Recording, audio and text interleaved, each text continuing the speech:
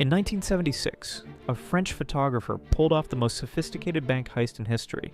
Albert Spaggiari had his eyes on the Société Générale vault in Nice, but instead of going through the front door, he went underground. For 2 months, Spaggiari and his crew dug a tunnel through the city's sewers. They installed ventilation systems, electric lighting, professional engineering. On a summer weekend, they broke through the vault floor. While they cracked open safety deposit boxes worth $10 million, they dined on wine and pâté like it was a dinner party. When they finished, they left behind a note that made them legends. Without weapons, without violence, or without hate. The investigation revealed their incredible attention to detail. The tunnel was a masterpiece of criminal engineering, but Spaggiari's greatest escape was yet to come. During his trial, while being questioned by a judge, he suddenly leapt through a courthouse window. A motorcycle was waiting outside. Albert Spaggiari vanished forever.